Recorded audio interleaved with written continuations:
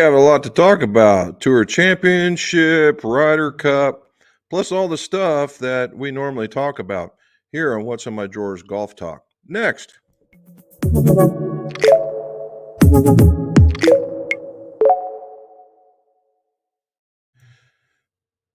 What's in my drawers golf talk? What's up, everybody? Jim McCleary here in the McGolf fitting room, and this is What's in my drawers golf talk. Why? Because old club makers, club fitters are tremendous pack rats, and I'm no different.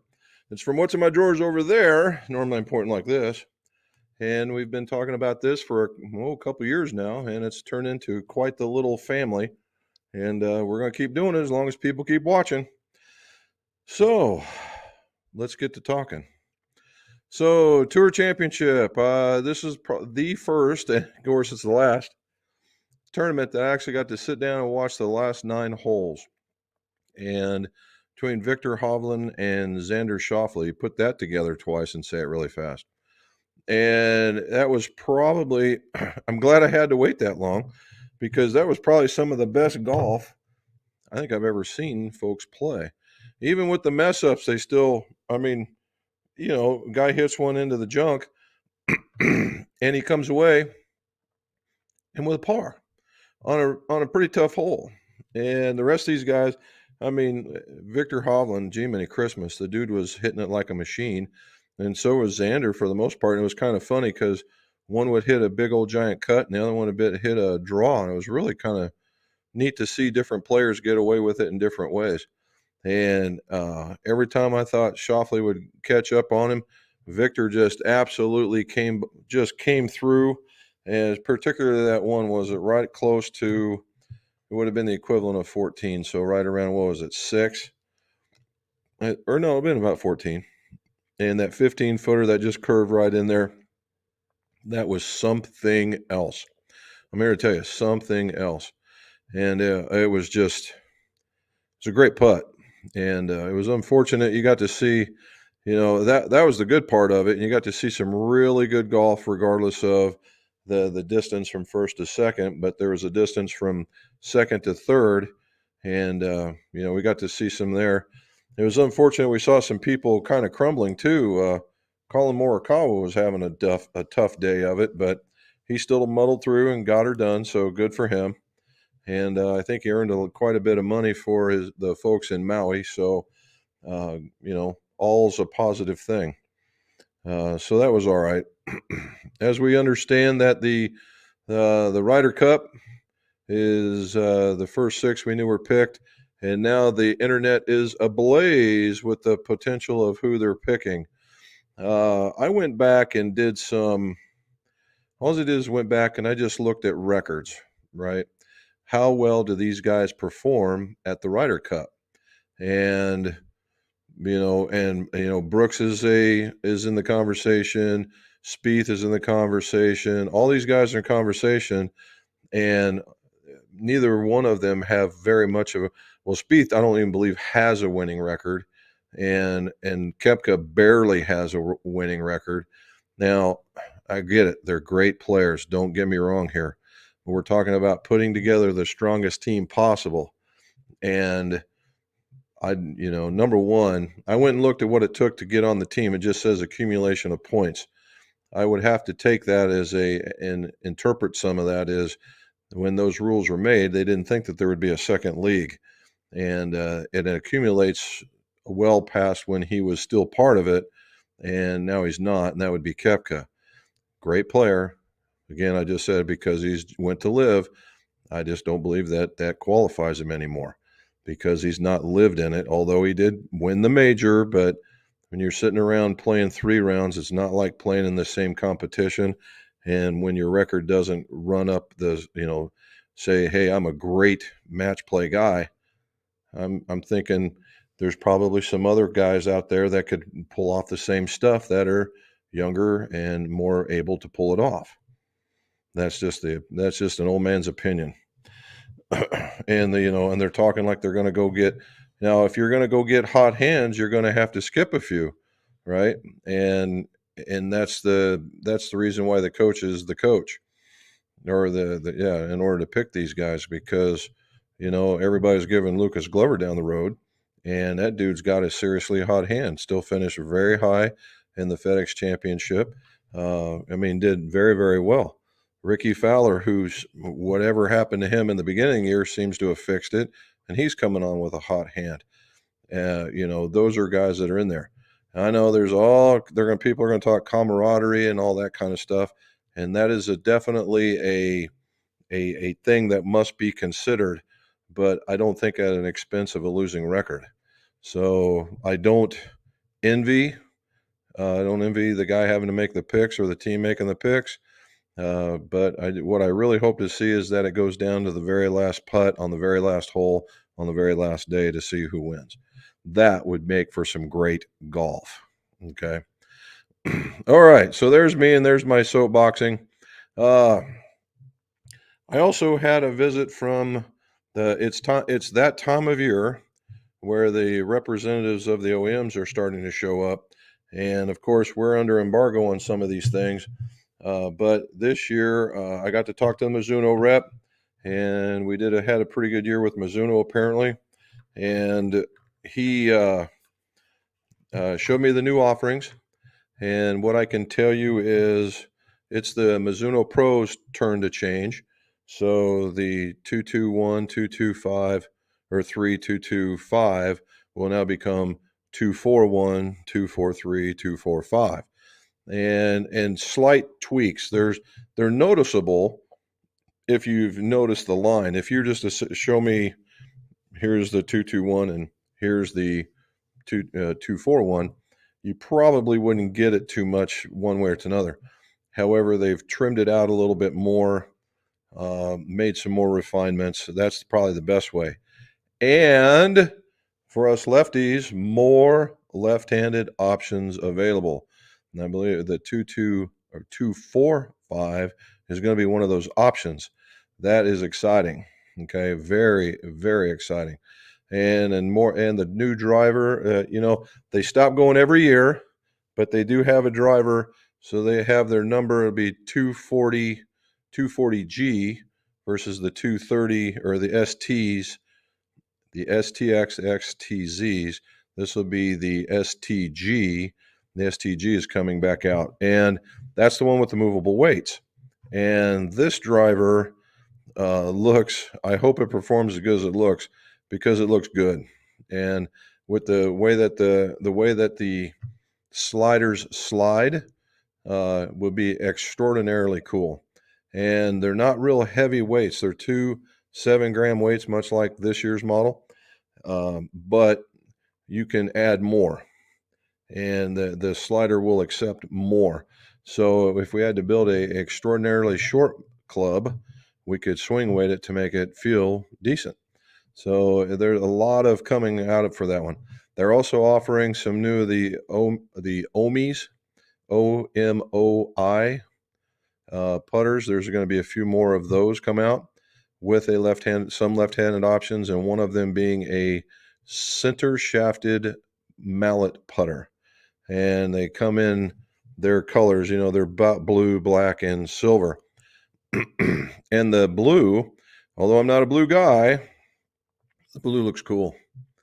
The blue looks very cool because it has a transition color. It's a Mizuno blue, and then into the middle it gets darker blue, and then it goes back to the Mizuno blue. It's eye-catching, and so it looks to be good. The other one is, last bit, and since I can't show you everything, they're coming out with, in their golf ball, and I'm going to tell you why I'm mentioning this, but they have the RB Tour, the RB Tour X. This year was a marked improvement over the first generation, and now they're coming out with the RB Max. And as you can take from the name, it's going to be much like everybody else's Max golf ball, right? Quite possibly for the slower swing speeds. And on the back of the box, high-speed butadiene rubber outer core, ultra soft rubber inner core, durable ionomer cover, and new axial flow 336 dimples for elevated trajectory. Now, it's considered to be soft with a high trajectory, and then it talks about its construction. So he left me a few to test, and I was doing a fitting with an older lady who was just interested in getting distance back, experienced some medical issues and lost some strength, and now she's on her way back to recovering that. And she didn't mind swinging and hitting the ball. It was working really well. And she was, wasn't hitting the yardage she was used to, but in comparison to her original driver, my initial setup, I got her 15 to 18 yards more with a better setup. And then I tried that Max golf ball. And when I married it up to, and it was funny, to a Callaway club, this thing took off like a shot. And when it was all said and done, the club ball combination, the club ball combination ended up in a 25-yard gain. And it was, the ball was launching off of there. So without doing any real testing as of yet, the initial impact on this is that it's a very energetic ball, and it's going to be really handy for the slower swing speeds. Now, we'll see how far up the chain that goes before it does that. And if you're a low ball hitter, which this lady was, it puts you up in the air, and noticeably so. So it did exactly what the thing on the box says. So, some good things coming out of the woodwork as more of them are coming around. We've seen the Cleveland Srixon, and the Srixon's not changing. It's Cleveland's turn, and they're new. They're going to come out with an iron that's going to utilize lines all the way across the face. It's going to be extraordinarily forgiving. I think that's going to way overshadow the hybrid irons once people see it, because it's big, it's forgiving, it doesn't look gross. I mean, it's going to be a neat little club. All righty, so we got through that one. Stuff we did. This one was a really cool build. This is the first generation Srixon ZX7s. As you can tell, they got the white and purple custom ferrules. There's a better shot for you. And we end up putting those on the back end of some Modus shafts. See if this is them. No, I'm sorry, elevates. That's right. We put elevates on there.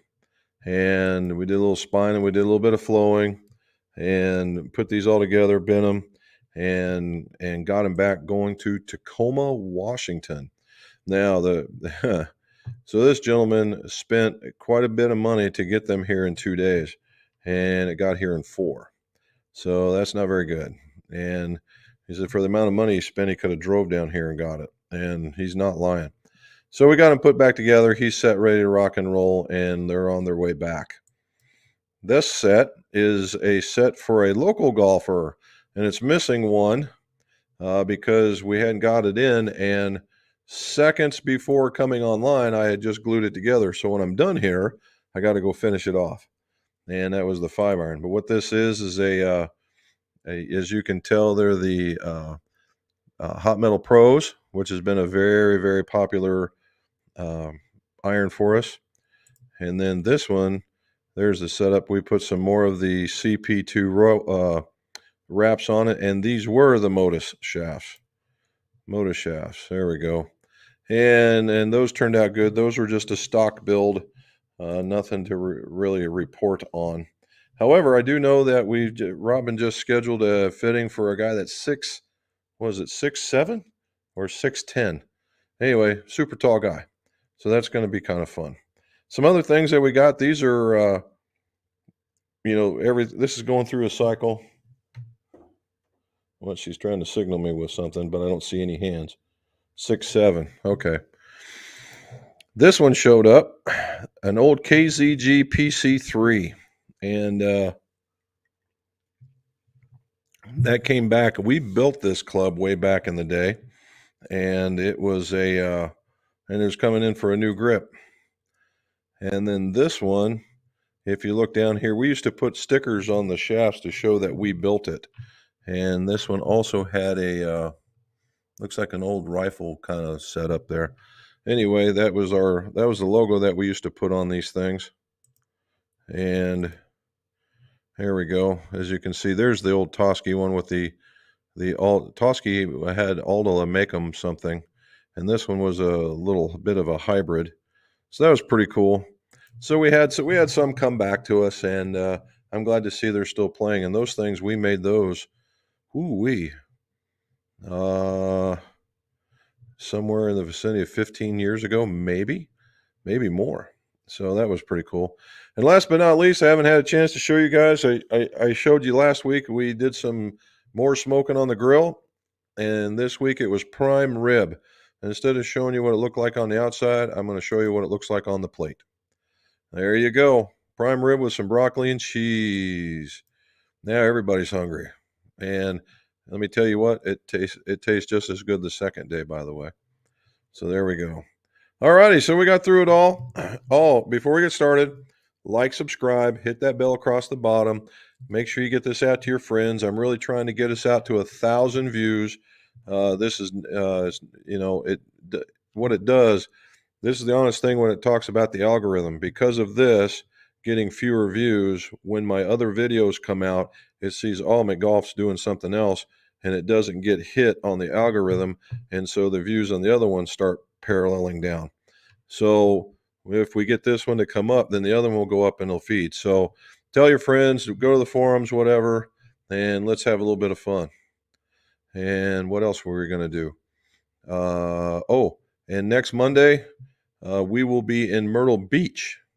All right, we will be in Myrtle Beach, and the live stream we are going to attempt, but we'll know better how it's going to go because we are golfing with Peter on that day, and we should get done in time, and it'll be a lot of fun. We're going out to eat the night before, and I believe this is going to be one of our most fun times. So it's going to be a hootenanny. That just showed my age. Holy smokes. All righty, let's see what Matt's got to say. There's Matt, shot a 71 in the only round. Hope everyone's well. Very good. Question. What is the most important part of club fitting? What is the most overlooked? I will enjoy hearing the thought. Woohoo! All righty, let's start with this first. All righty. Most important part of club fitting. Most important part about club fitting. Well, I'm going to get very philosophical on you, Matt. And one of the most important parts of club fitting is getting the golfer to understand why we're selecting the things that we are doing. And what I end up doing is I call it myth busting, and I will bust at least between 3 and 6 myths in just about every session that we do. And it's breaking internet myth, what I was told by my grandpa 70 years ago or 20 years ago. It's those kinds of myths that that we tend to break through, and once we get through to that, and that develops a little bit of a trust, which is also extraordinarily important between me and the golfer, so that they don't think I'm trying to sell them a golf club, that I'm trying to sell them golf for a longer time. And that's pretty much very, very important. Statistically, or if you talk about parameters, for me, length is number one. Length is consistency, the whole 9 yards. Now, there's a whole bunch of other parameters, and other club makers will say somewhere around 21 parameters. And there are, if you want to get super duper technical, but let's try and keep this simple. I'm not trying to overload the golfer. The other one is, what is the most overlooked during a fitting? I'd say that very thing. Again, here we go. Matt, you did it again. So, most overlooked thing in a fitting, it just depends on where you go to get fit. If you're going out to a demo day and thinking you're getting fit, you're under a misconception. At least not a full fitting. Are you, by definition, and you go and try this and you go and try that, and the representative hands you this club because they see your swing and they think it'll work better, and it comes out and it does? Well, technically, yeah, you got fit, but did you get fit all the way? I won't even say did you get fit correctly, because for what that little bit was, maybe it did give you what you were looking for. However, it's not a complete fitting. And that's the part that's where I would go at, where it's overlooked, is that because you walked into a store, hit a handful of golf clubs, and this is the one that you just hit the furthest, oh, that's all good. Well, no. How about a little bit of accuracy with it? So, for instance, when you come here, we have you fill out a form, a questionnaire.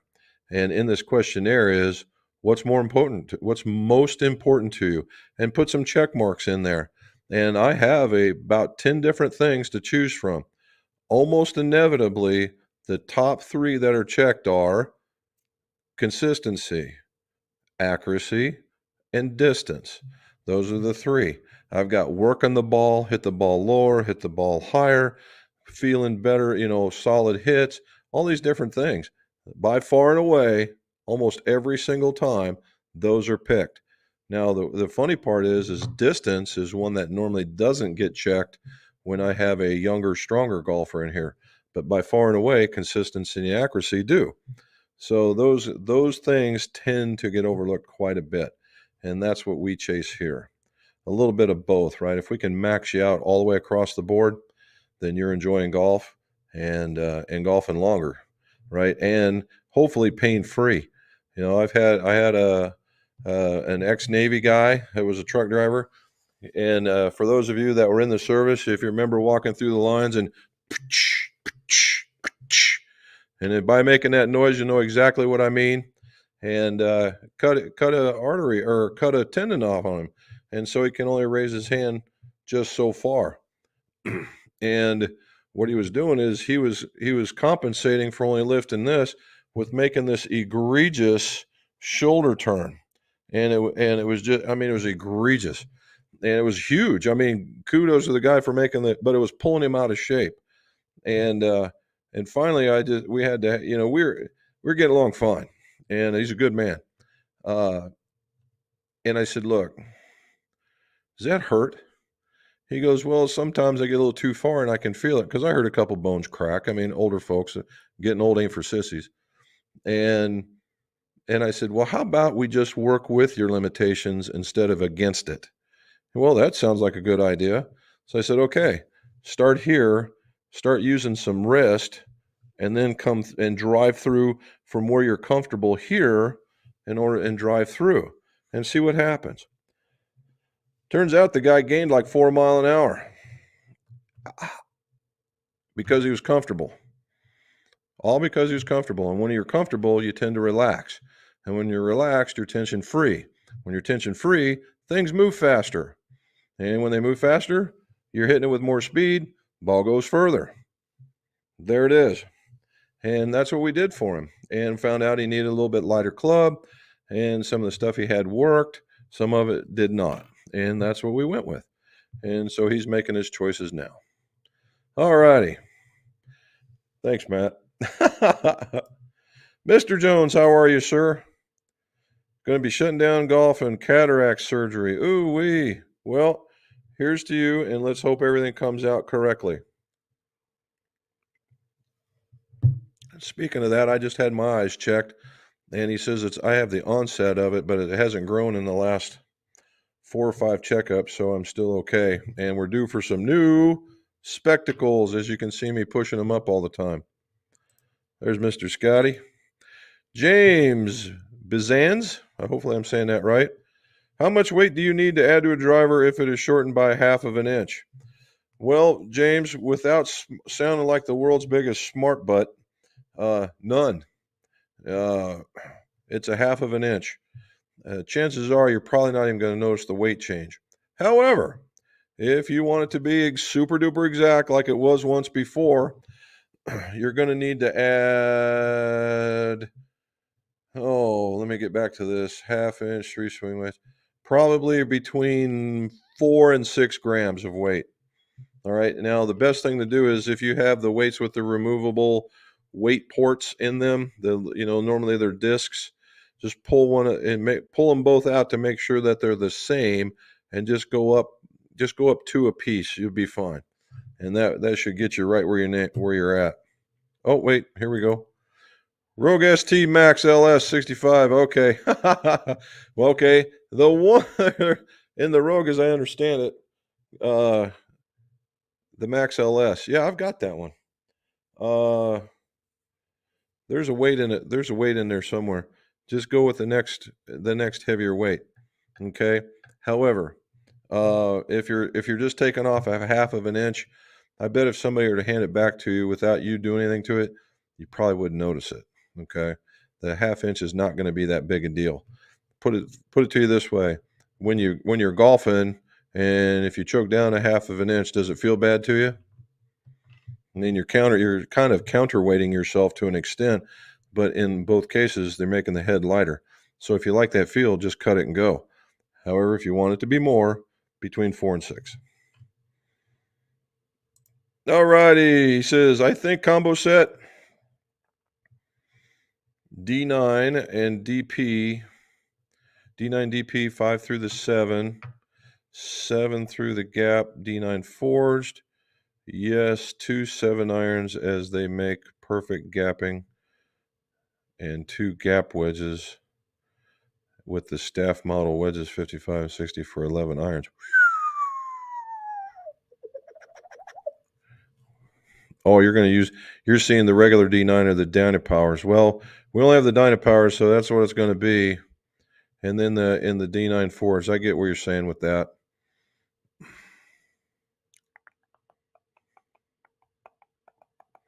Well, that would make for an interesting build. I'm going to tell you.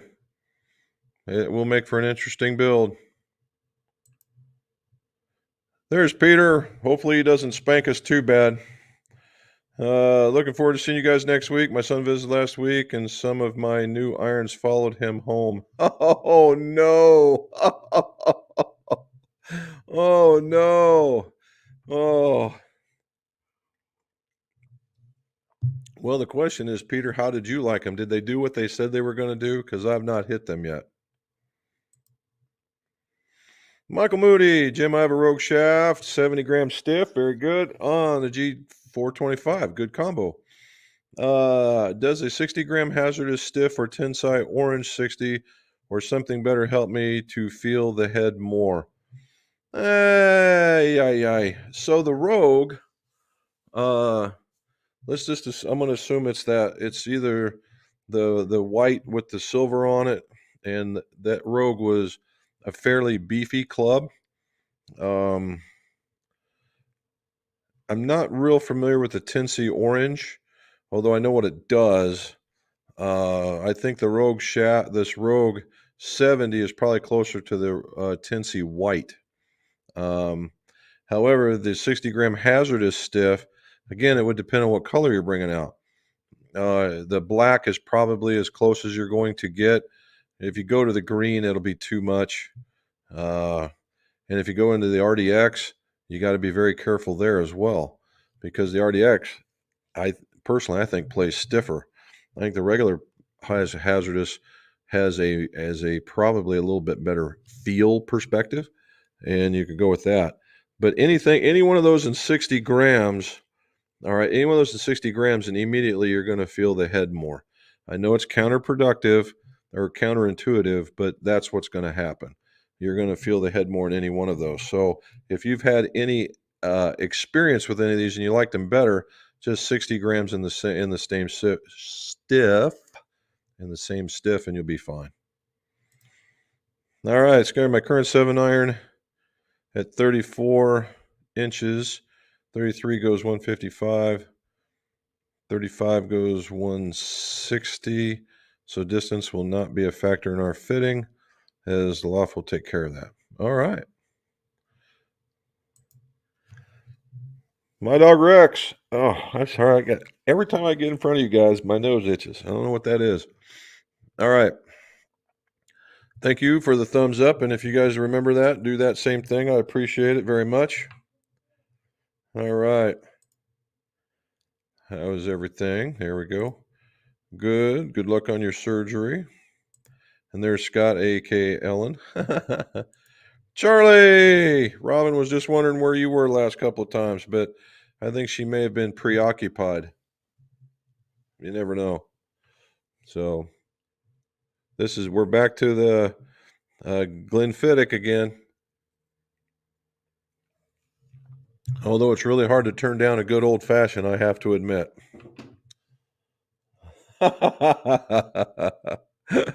Robin's over there, and so she wouldn't be in the way because I'm not aiming it at the outdoors anymore. So she's sitting there. I'm gonna turn it on her if she don't keep it. If she keeps it up. Mr. John Cherry, how are you, sir? What is shaft profiling and what are the benefits? Things are busy down here for the World Am. Oh yeah, I've been listening to that on the XM radio. Expecting a lot of Wednesday night into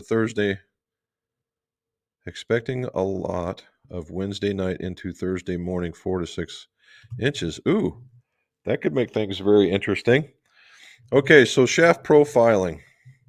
From a custom club making perspective, we got to go back because I talked about this about 2 videos ago, and there's an EI profile. And an EI profile is flex and torque measured in given increments along a shaft.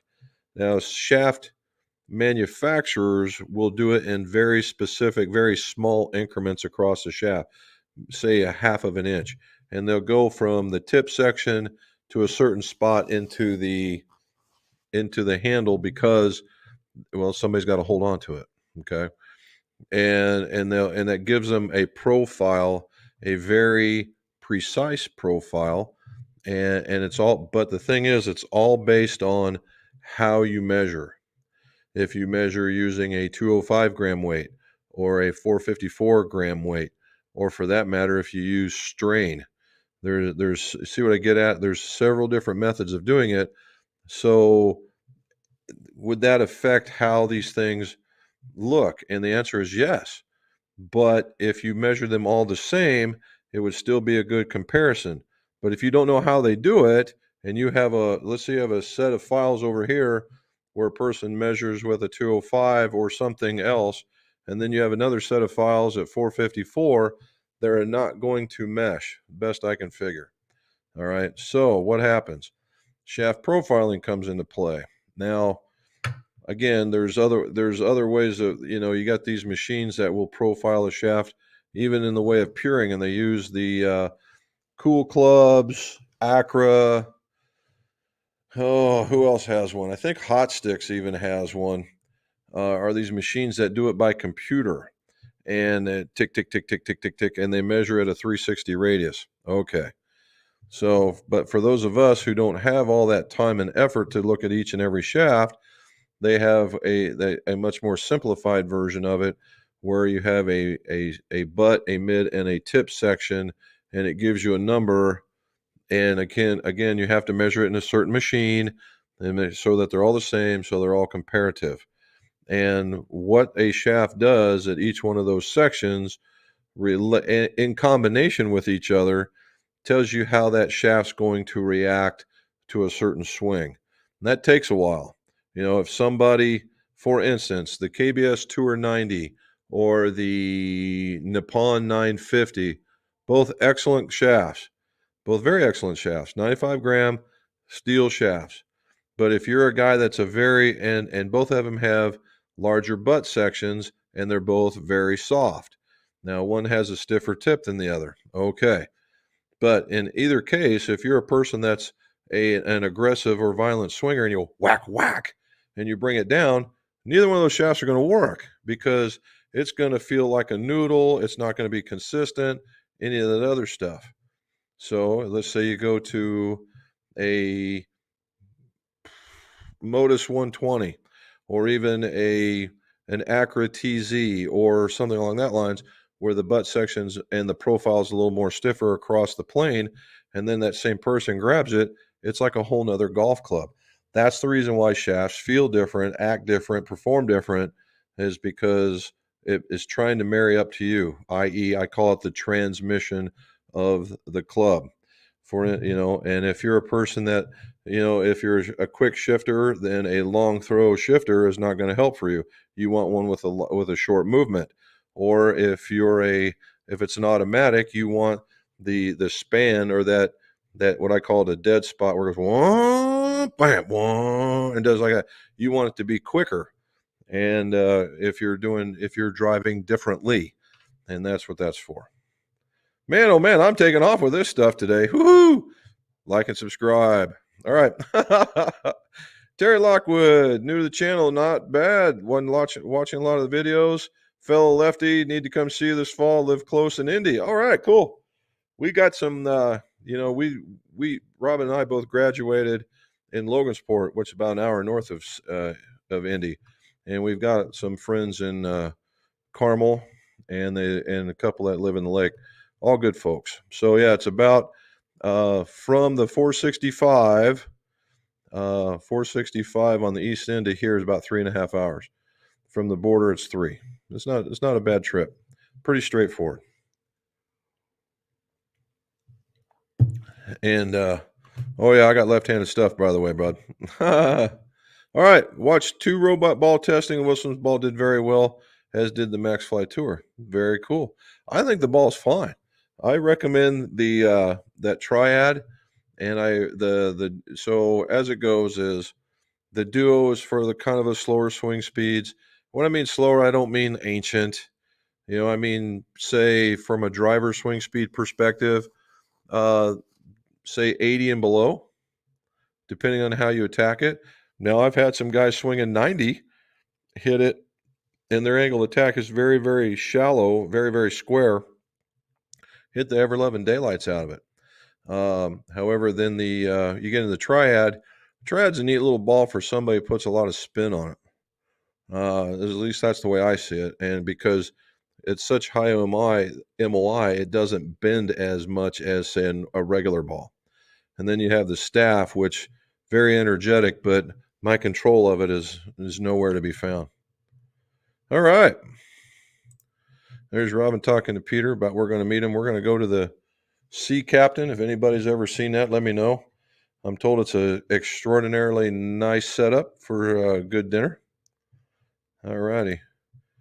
Koepka, Spieth, Morikawa, Fowler, rumored to be in. There you go. So, Scott, unfortunately, Koepka I wouldn't pick, and you know why. Spieth is playing at an all-time low. Morikawa is a solid golfer, but man, oh man, did he dropped a big old turd on that tournament yesterday, and then Fowler's on his way up. So hopefully we can get a turnaround. Now watch him just go and clean house, and I look like a big goober sitting here. So you never know. All right, Jim Reynolds. Hey, if I come there for a fitting, does it come with smoked prime rib? No. But we have been known to pull out a veggie and meat tray every once in a while too. So there we go.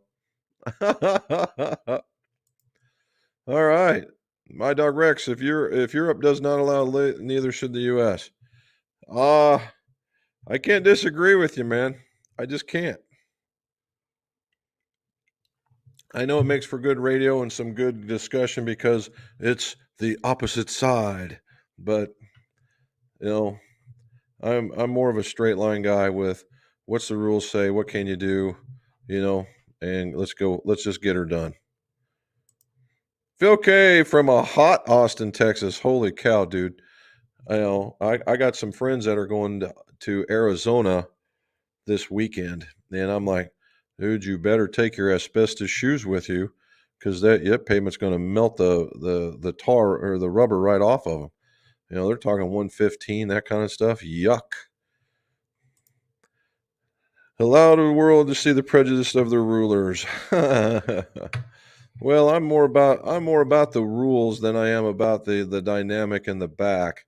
As we've talked about this before, I don't hold any grudge against anybody that went over there because they went over there for a reason.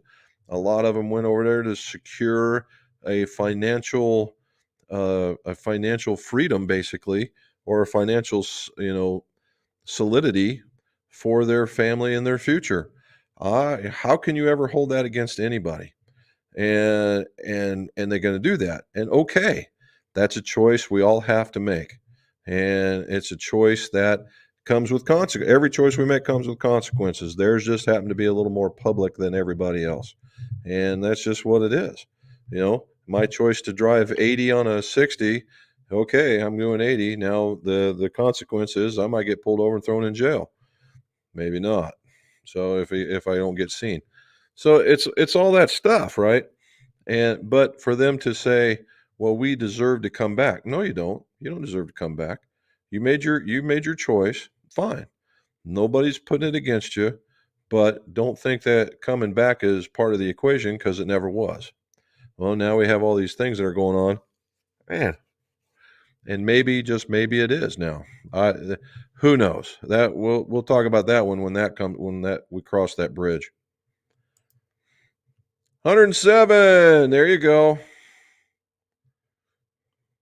Robin asking for the thumbs up. James, the putter with the standard Odyssey pistol putter grip, 79 grams. I switched it with a Traxion Super Stroke, 69 grams. Not putting well. Do you think a weight differential may be impacting the putter?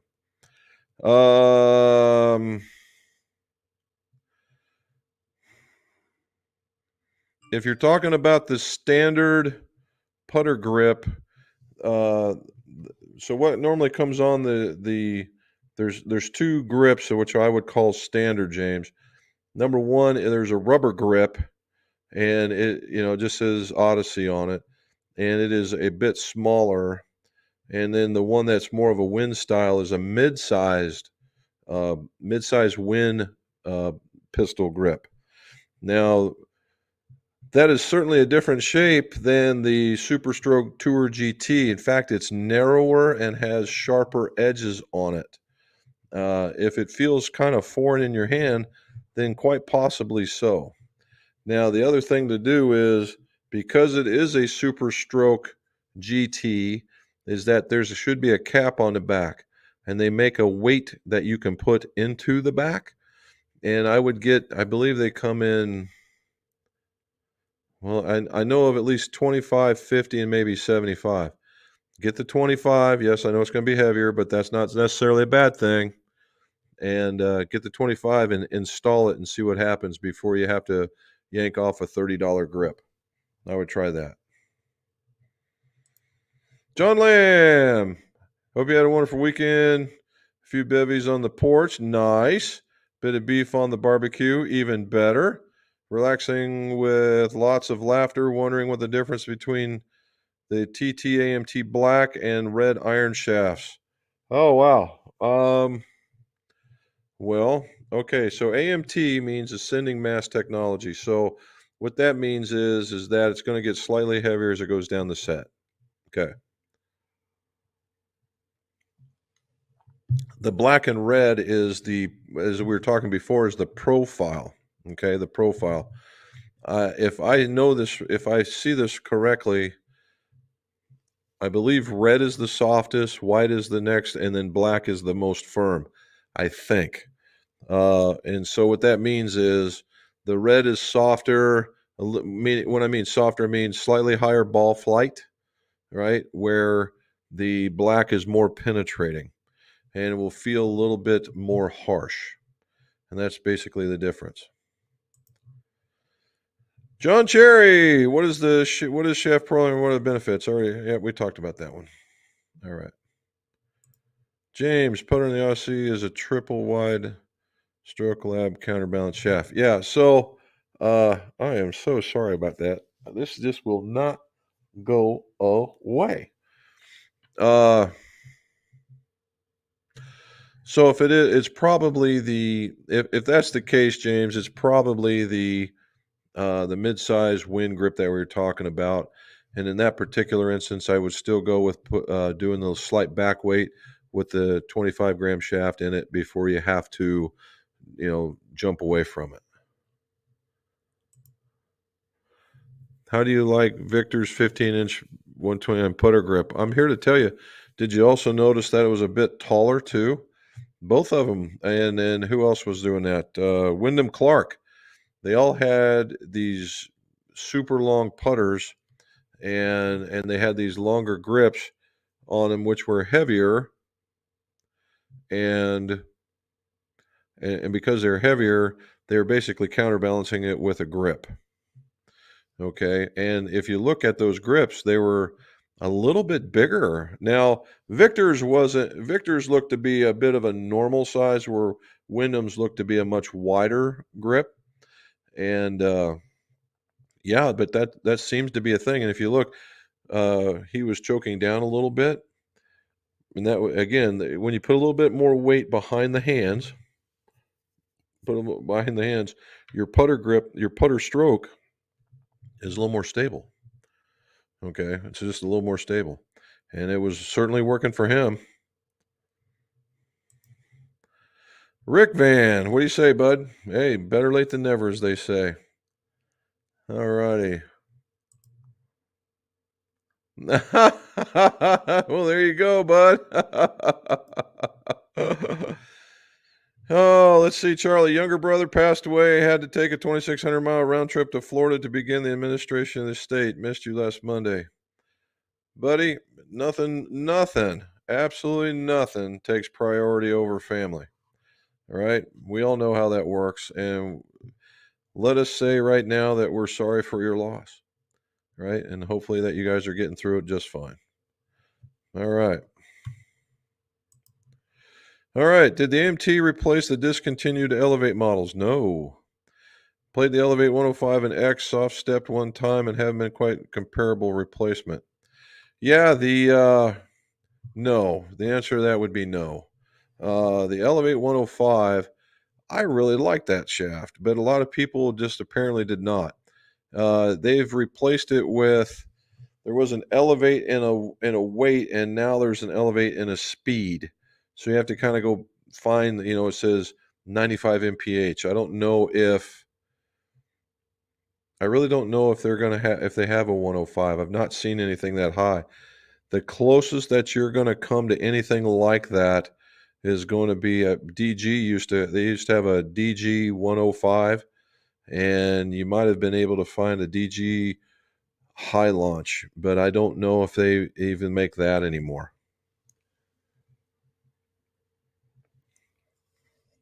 So basically, if you guys have enough history, the Elevate is basically a dynamic, or a Dynalite Gold. All right, as the dynamic line goes, they had the dynamic gold, and then they have the Dynalite gold. And the Dynalite gold was a dynamic gold with a softer tip. That's it. So if you liked something like that in 105, so like the Modus is a little firmer profile, and then there are some 105 saying some graphite options like TZ 105, but it would be, now for a guy who likes an X Flex, you might like that, something along that lines. I'm trying to figure out, so those are the three biggies. We have True Temper. Now there is another one out there, and I'd have to look it up because Acura came out with some steel, and it's kind of like a hybrid between a dynamic gold in the butt and a rifle shaft at the bottom. That has potential, right? It has a lot of potential, and I believe they have it in a 105. So I would look at something like that. And it's the Acura. They had an Acura green and an Acura black, but it's in 105, so you can go over there. Think those new Mizunos are mine. Well, yeah. Well, Rick, the 5 is drying, and we get done here. I'm going to, if they truly are, I'm going to finish it tonight, and you'll be able to pick them up tomorrow. Oh, here we go. Not yours. Chef said they will be for. Sorry, dude.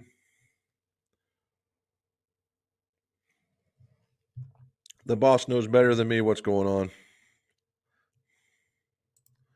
There's Matt talking about sorry for Charlie's loss. Rick got excited. Yeah, I know. And there you go. Thank you, Robin. Manuel.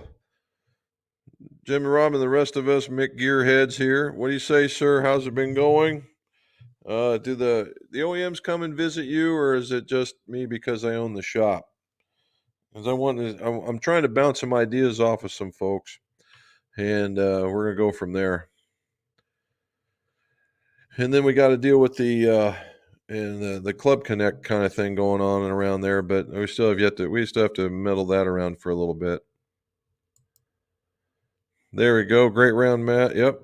Have fun in Myrtle Beach. We most certainly will.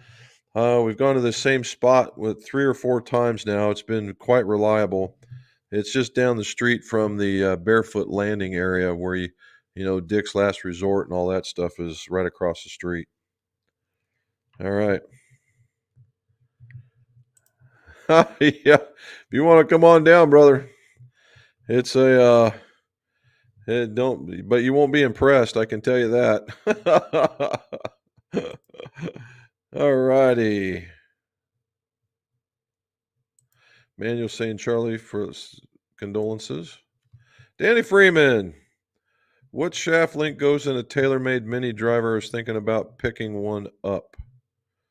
What shaft length goes into a TaylorMade Mini driver? You know what? That's a good question. You know what? You've asked me a question I'm actually interested in. Let's find out. Because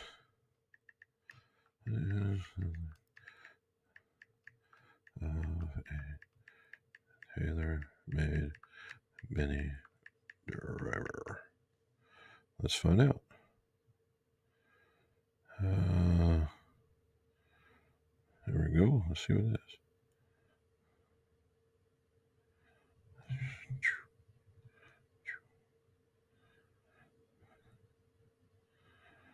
And I'm looking. If it's a mini driver, I'm thinking it's around 43 to 44.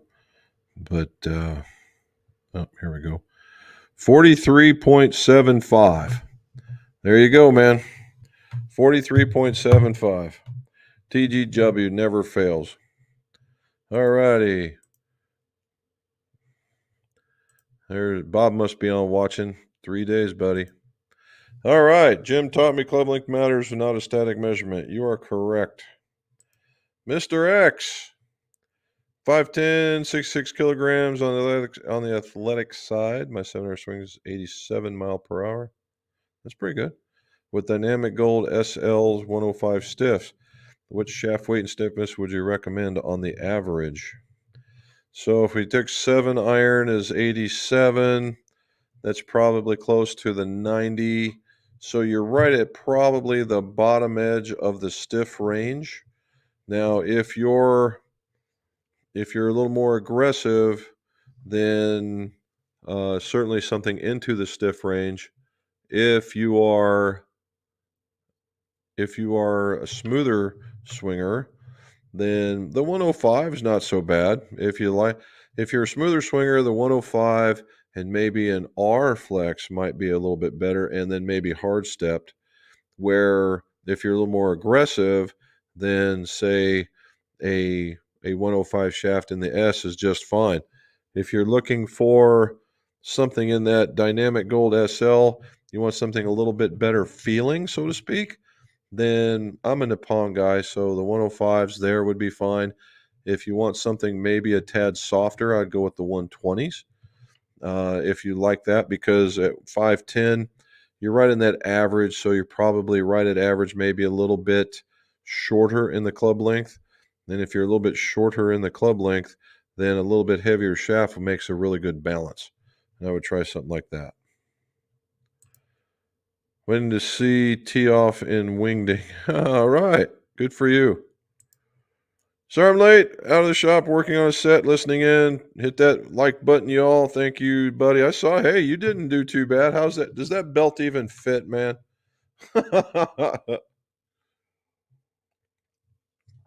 PZ won a tournament, and they came away with one of those WWE looking belts, I guess.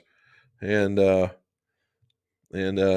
he's a big guy, man. Don't mess with him. All right, was hitting my 8-degree MP 650 Mizuno.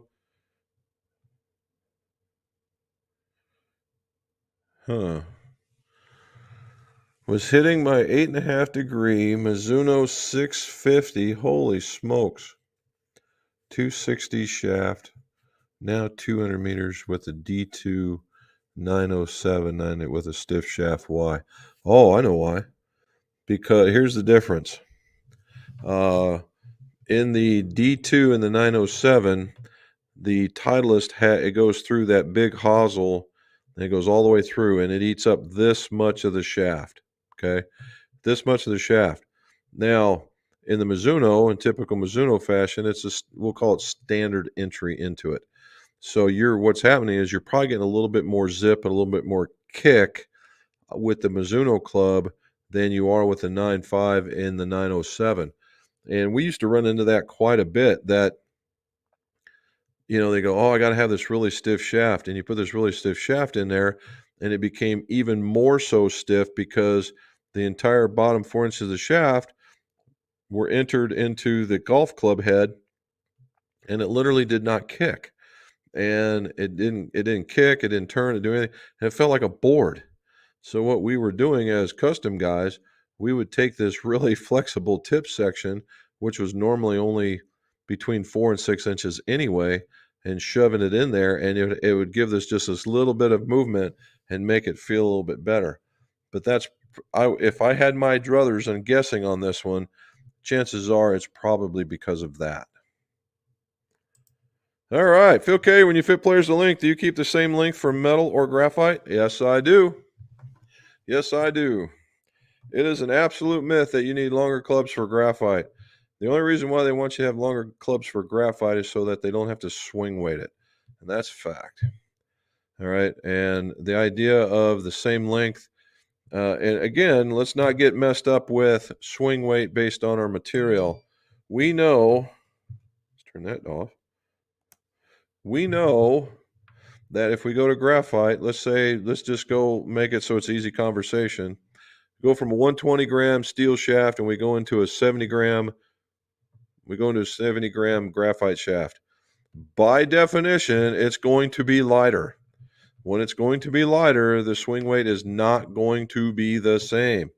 But you might actually feel the head more with the 70 than the 120 because of the way that it balances out. It's purely a feel thing. Some people feel it, some do not. But the swing weights will be wildly off. And I've done this.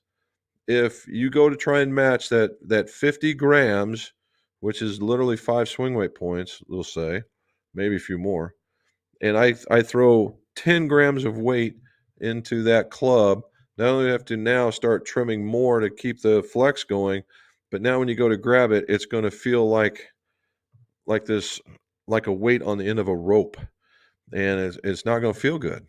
So you have to balance the feel versus what's going into it. All right. Is Lorinda on here?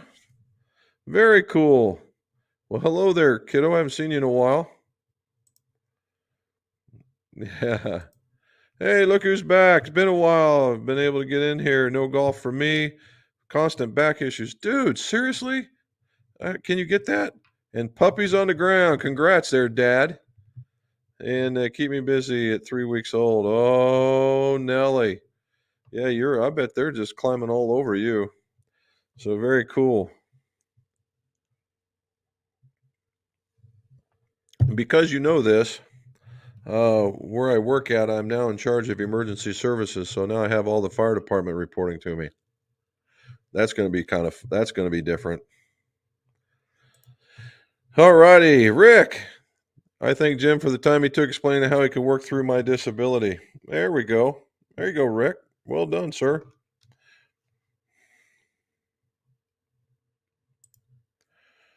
You know, Rick, when I saw your name, it didn't even compute, man. I was talking about you earlier. Hopefully you made it back home with no problems. Miss being able to get in there to work. Been hectic, so okay, very cool. There's Miss Penny Lint, Robin's counterpart in crime. All right. Shot -3 with them head shafts were beyond my expectations. And you let him take them? What? Well, maybe if you did, maybe me and Bob have a shot. Maybe me and Bob together might be able to keep you down. We'll see. Congrats, though. That's awesome. There we go. Thank you for driving all that way from friendly West Virginia, the friendliest place in West Virginia, by the way.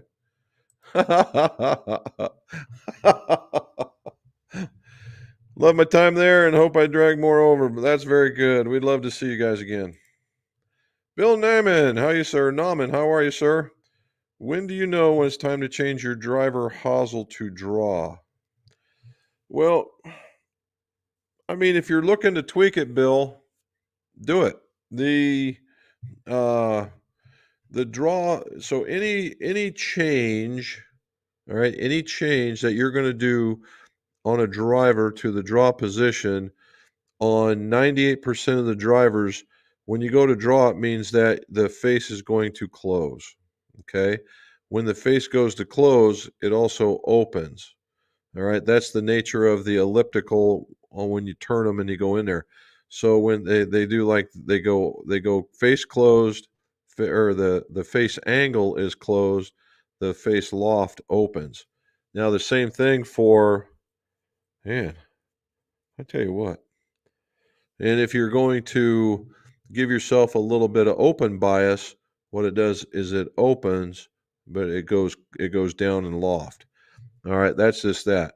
Now, in ones where they have the cogs, like Callaway and both of them, then it stays in the same position, but it still turns and it still does that.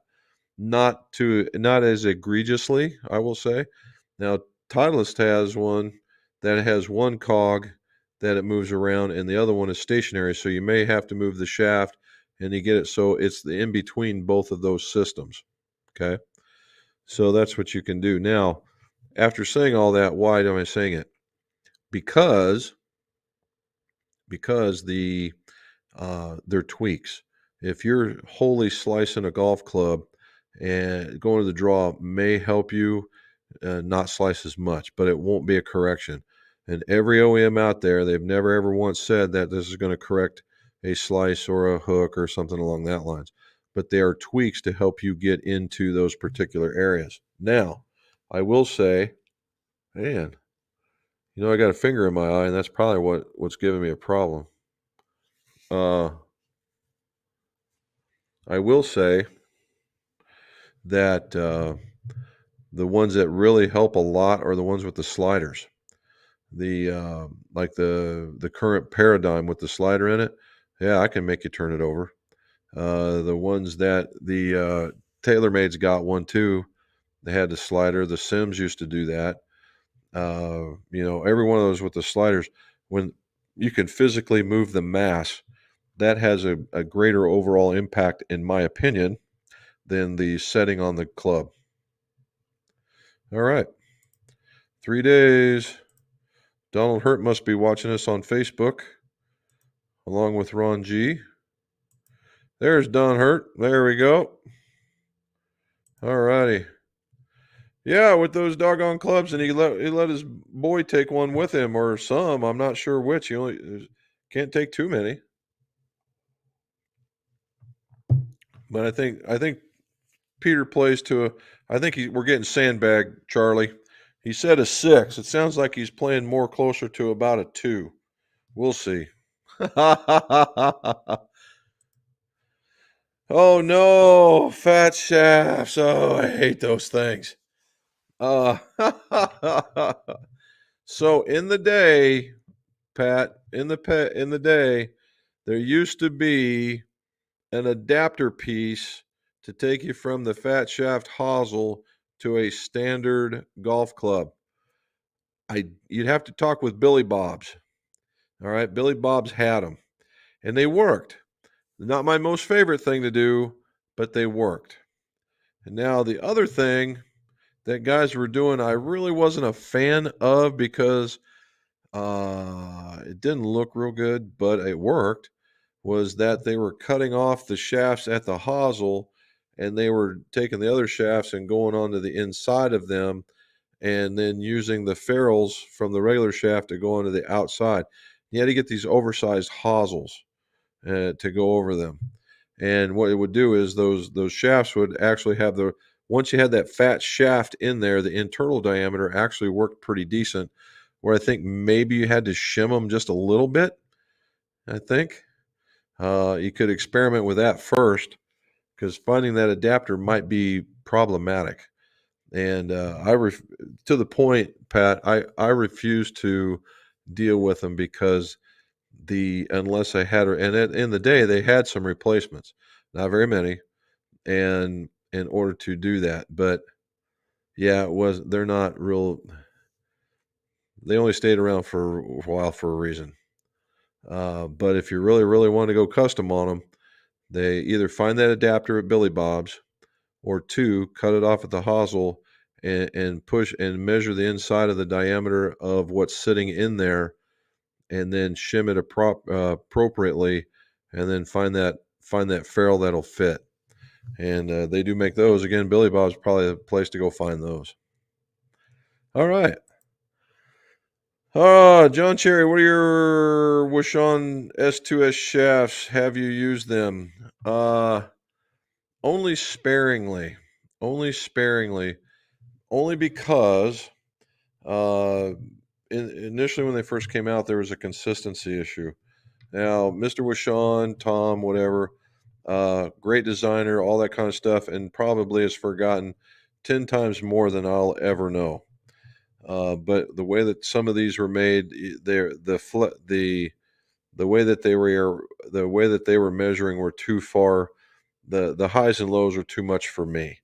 Now, I have put some in clubs and they worked like champs, right? Worked like absolute champs.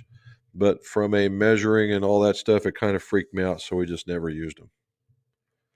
But they are a nice shaft, though.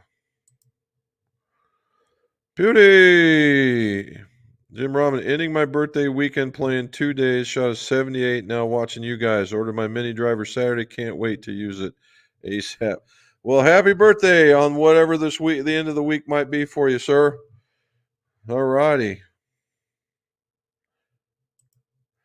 By the way, Myrtle Beach World End happening this week. 3,200 plus golfers and families, 4 days of play and 4 different courses where the play. Yeah.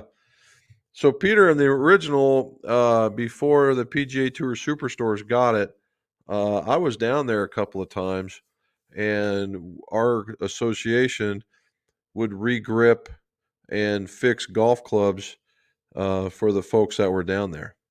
And it was a good time. That was a huge, huge time. They had food from all over the Myrtle Beach area and all different corners. It was something else. And I can only imagine it's getting better. That's pretty cool. And but yeah, we got down there and that was a lot. They were playing for. Is it still? The last time I saw it, it was a big giant marble. There's a blue marble about the size of a basketball. Thing was gorgeous, but they played for that.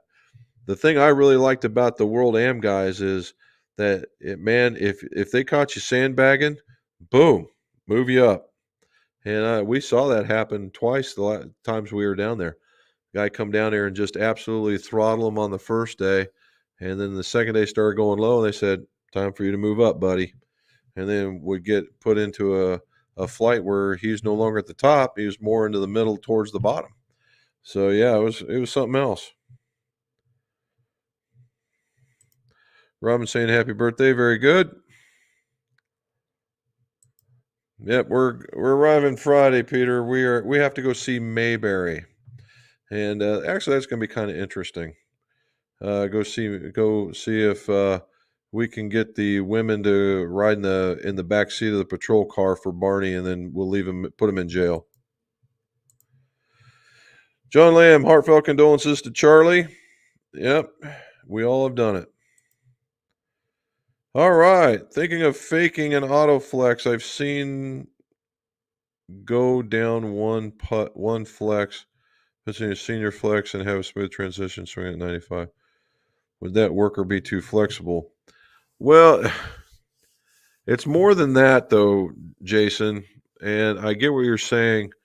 You'd have to go to the forums. A couple of guys were experimenting with this, and they've got kind of a system of how to pick it.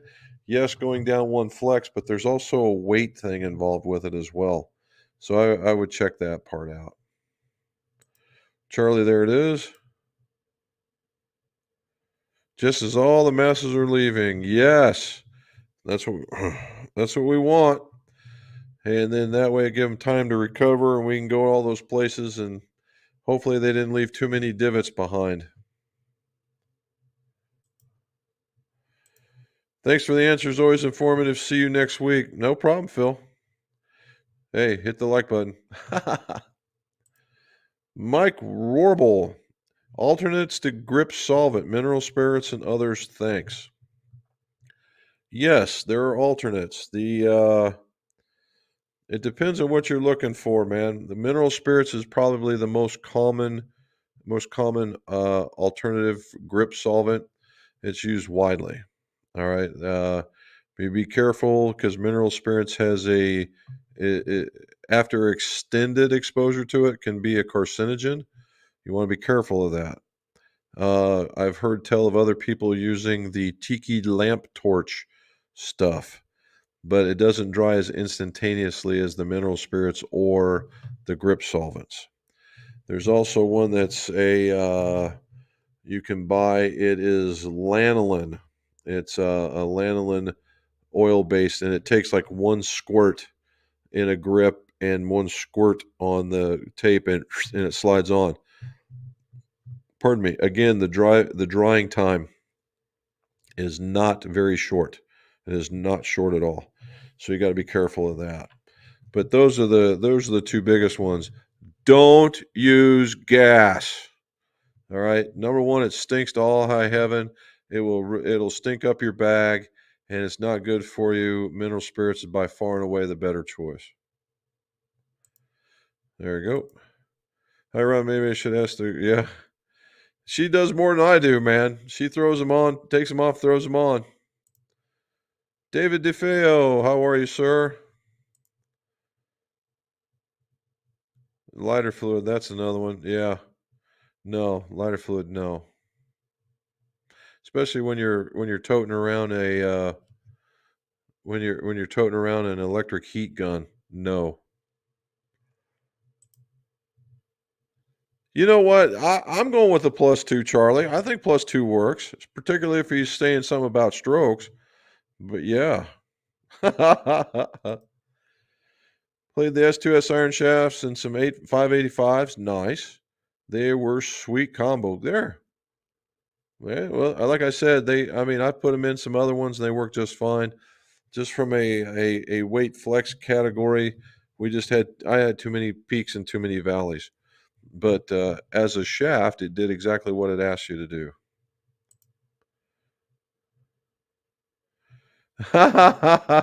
Well, you got a point there, partner. You do have a point. Hopefully he likes them as much as you do. Bramptons, yeah. Bramptons is that lanolin stuff that we were talking about. Herman Ohm. Hello, Jim. 101 in Los Angeles. Oh, you guys can keep that stuff. Too hot to play. I guarantee it. How is the stock hazardous silver on a Paradigm driver? Well, they say it's the real one.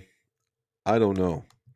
But the silver is a much more friendlier version of all the hazardouses that are out there.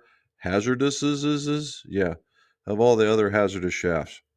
And it's made to be that way because it's made for they made that one to fit most of the people under the bell curve.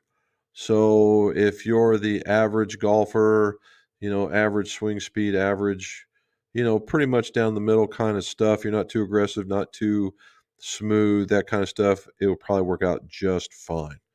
I've had them in my hybrids, and I absolutely smoke the 5 and the 4 hybrid.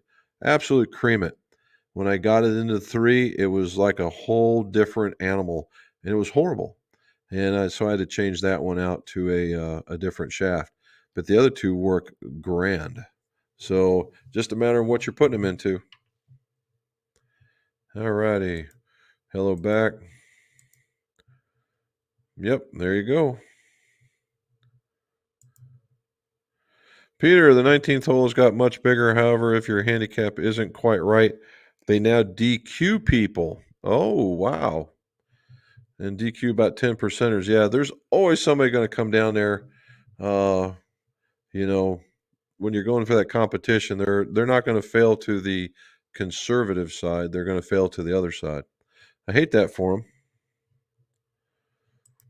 Jeff Boothman, grip solvent's easy to get. Just use it. Well, there's always that. And Robin would agree. She is very much old school. We tried the blowing off thing. It didn't sit very well here. Thank you. Richard put a paradigm driver in Fairywood and Hazardous is doing quite well. Very cool. Oh, look at that. I'm getting the nod. I'm getting the this. Well, it turns out that we, and there's John saying thanks to John Lamb. Hey. I got you. Back off. And so we got down to the bottom. So very cool. So here's what we're doing. I'm prepping all week to go to Myrtle Beach. We're going to get all our club work done so we don't have anything waiting for, or don't have anything that is waiting to go out in order to make that happen. And we will do our best. Now, I have been working on a video on, it's called Getting Better, right? Just getting better. Remember I was telling you a week ago, or even 2 weeks ago, where I hit my sand wedge, my gap wedge, my pitching wedge, my 9-iron straight on. Well, thanks to the tip that Bob gave me, I'm hitting them even better now in that way. And then the 8-iron, it just collapsed, right? So now I come in, hit a few balls each night in order to get that ball striking back. And we're going to talk about just what it takes to get better. And so that one's coming, but that's in the works. This is kind of the drought area. So if you guys have any ideas or something that you want to see in the way of golf club making, golf club repairs, or golf club reviews, let me know. We can try and make that happen. Other than that, I'll be forced to take all my gear down to Myrtle Beach. All right, guys. So as usual, here, let me put this in here for you. Like, subscribe. There you go. Let's get the word out about the channel. I guess I should have been smart enough to put that in there beforehand. Anyway, guys from around the world, again, we didn't get to see Krista or anybody, but hey, he's probably busy winning the club championship. And again, guys, thank you for helping out. Thank you for watching. Tell your folks, tell your friends. Let's get up to 1,000 views. And as always, let's see your scores. Go low.